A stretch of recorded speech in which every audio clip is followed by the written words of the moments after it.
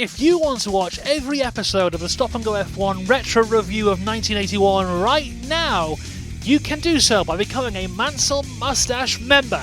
Click the link in the description below.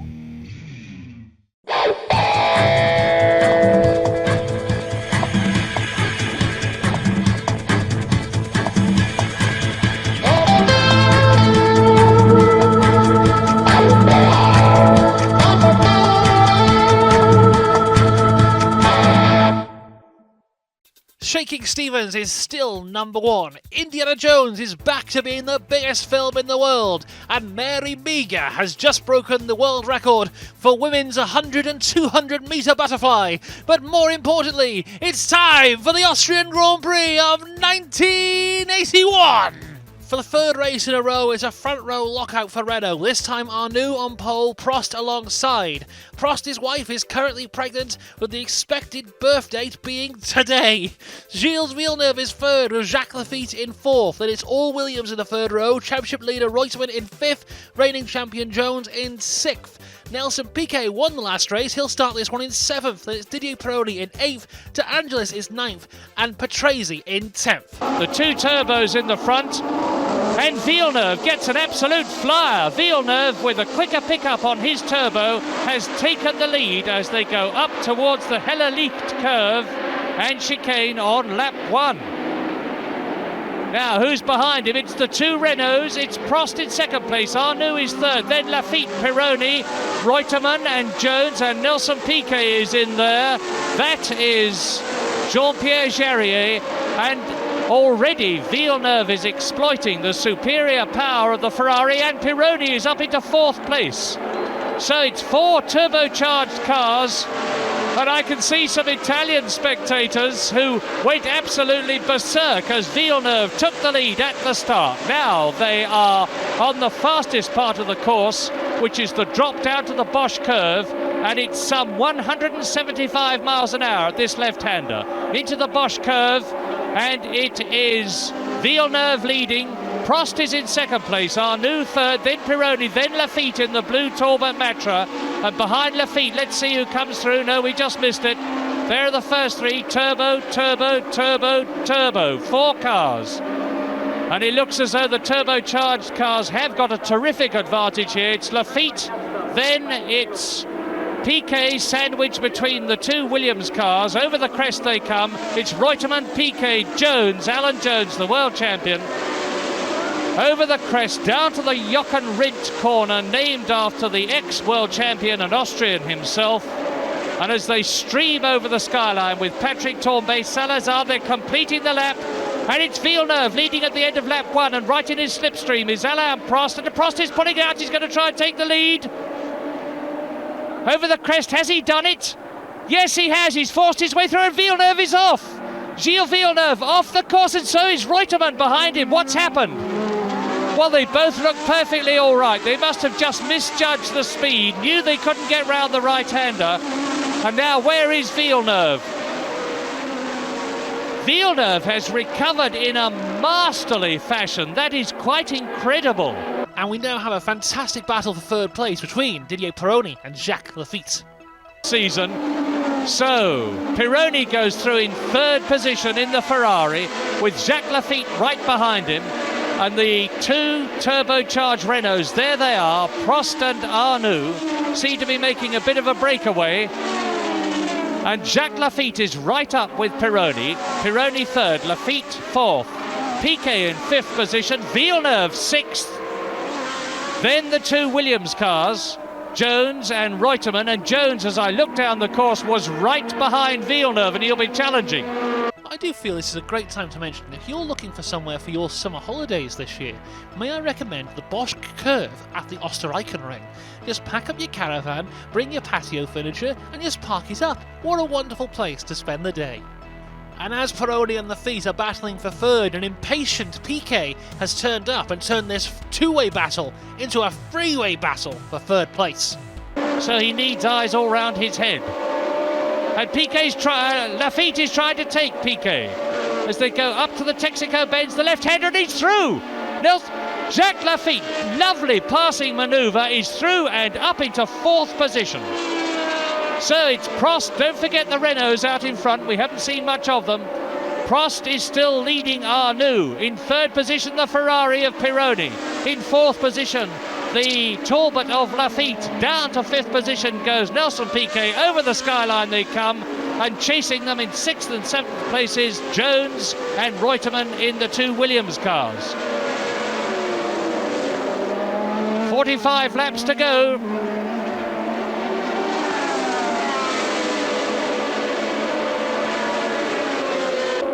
And Piquet, oh, this is marvellous stuff. It really calls for no comment from me, except to say that Pironi seems to know exactly what he's doing. And try as he may, Jacques Laffite, unless he can close up to him on... This is where Laffite is tremendously quick, and he's through! Is he? Yes, he's held it and he's through! What an absolutely superb passing manoeuvre by Jacques Laffite up into third position. I have seen some fine tactical driving in the years I've been watching, but and Piquet is through as well. So what a change on that lap, because down from third position to fifth goes Didier Pironi. Up into third place goes Jacques Laffite, and Nelson Piquet goes up into fourth, and Alan Jones is now right behind Pironi and going through. So Pironi has lost 3 places in that one lap. It's not going well for the Ferrari boys today. Villeneuve led at the start of this race. Let's go check in and see where he is right now. Jacques Laffite, and there's Villeneuve! Villeneuve off at the Bosch curve. I recognise that from the white painting and the lettering on the course. And what a shattered Ferrari. Villeneuve must have gone off as Piquet went off last year in practicing. Villeneuve was in 9th position, and you saw him get out of the car. Now let's talk about someone who we haven't actually spoken about a lot this season. It's our boy, Nigel Mansell. Now, he's scored points twice this season in a often difficult and often illegal Lotus car. But here, he does appear to have some pace. And see how he uses the power. Over the hill now. This is where the Ferrari power really tells, and Watson is challenging Mansell for 8th position, but Mansell's got the line. I don't think Watson will get through. And see now the gap in that short distance that Pironi had pulled up, and already Mansell closes up on cornering. It must be terribly frustrating for Nigel Mansell. He's much quicker on the corners, but Pironi is so much faster on the straights. And Mansell's he's up alongside, he's got his front wheel right up alongside, and he's through, just as Laffite passed Pironi at exactly the same point. Nigel Mansell, using every ounce of his determination, is through, and he is up into 7th place. Fantastic stuff from Nigel, who's up to 7th place and chasing down the 6th place man in an attempt to score some points today. There is Nigel Mansell. I don't know what the problem is. Obviously, it's not tyres and it's not suspension. And Watson is going through ahead of... Well, it's all happening here at the Österreich Ring. God damn it! Right, let's talk about Prost. Alain Prost. He won the French Grand Prix. He led the British Grand Prix but had to retire. He led the German Grand Prix but then had to settle for 2nd place. And here he is today leading his 4th race in a row. And he's only ever led 4 races in his career. But he's leading this race here in Austria. Let's go check in on him, see how he's doing. Prost off, that's the race leader. And he's not touring through the tyres, as did Villeneuve and Reutemann, if you remember, early in the race. He's loosening his helmet. Prost is out of the race. This is sensational. Alain Prost, the Frenchman who won in France and led in Germany until he had the rev limiter stick in his engine, as a result of which Alan Jones passed him, and subsequently Piquet. Well, cruel luck for Alain Prost. And this is significant. I don't know what's happened. I thought as he went off the circuit that it was a tyre that had gone, but I can see that all 4 tyres are inflated. So it's anybody's guess. Maybe engine trouble, maybe gearbox trouble even. No, it wouldn't be gearbox the way he went off the course. But anyway, for whatever reason, Alain Prost is out of the race, and there is the new race leader, and it's number 16, René Arnoux. So there we go, we can add that to the list of races that Alain Prost has led and had to retire from. So René Arnoux, his Renault teammate, now has the lead, but he is coming under fire from Jacques Laffite. There they are. They being the race leader, René Arnoux, and the second place man, Jacques Laffite, who is now right with the turbocharged Renault of Jacques Laffite, who is closing up on and will soon have to lap a tail ender.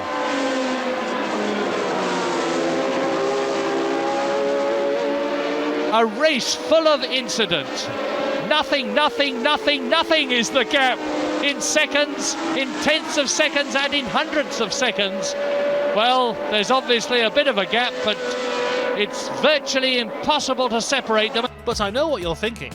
Where's Bruno Giacomelli? Well, I'm happy to answer that. Let's go check in on Bruno Giacomelli right now. Arnoux and Giacomelli. That's Giacomelli's car, and what a display. We had a fireworks display here last night. We're getting another one today of a quite different kind. And Giacomelli's car's on fire. He's out of the cockpit. He's wasted no time undoing his safety belts and jumping out, and who can blame him, because there will still be, I suspect, something like 40 gallons of petrol on that car, and if they don't get that fire out soon, there could be a conflagration in the pits. And I'm looking across at my box and trying to look at the monitor and Giacomelli's car at the same time, and Laffite's right up to Arnoux, and I can tell you that they've got the Giacomelli fire out, so that's a potential disaster avoided. And here's a potential disaster for Arnoux if Laffite keeps going the way he is. He's really pressing. Giacomelli's car, very second hand, but not, I suspect, for sale. And there is Giacomelli in the background with his helmet off.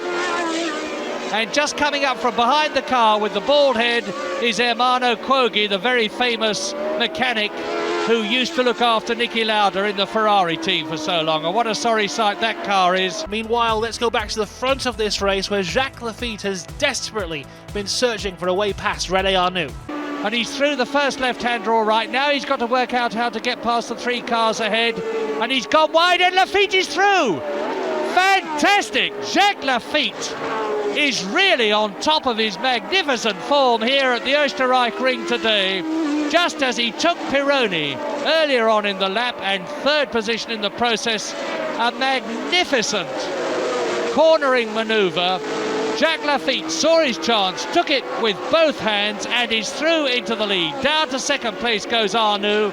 Past Eliseo Salazar goes Jacques Laffite, and puts therefore the Chilean between him and Arnoux, and that'll help him as they come into the Hellenic chicane. And it's Pironi, Daly, then Laffite. Don't forget that Pironi and Daly has already been lapped. Pironi is in 7th position. So the race leader, the new race leader, and Arnoux has passed Salazar. Now Laffite must be held up by Daly, or Arnoux could retake the lead as they go round the Glatz curve. Up to the highest point of the course, down to the fastest part of the course. What's this? It's a replay. A replay of Laffite. Now watch. See the way Arnoux goes out a bit wide to the right. Laffite flicks through on the inside, puts both his wheels over the white line, gets a ripple from the suspension and a roar of applause from the crowd. And this is the full lap after he had retaken the lead, and Arnoux is now through and has got clear track between himself and Jacques Laffite. And across the line, Jacques Laffite wins the Austrian Grand Prix and is now 10 points off the championship lead for a late world title challenge. Arnoux finishes in second. It's Piquet in third, who is now 6 points off championship leader Carlos Reutemann. Alan Jones is fourth, Reutemann fifth. Then John Watson takes the last point in sixth. There you go, that was the Austrian Grand Prix. We'll see you next time for the Dutch Grand Prix.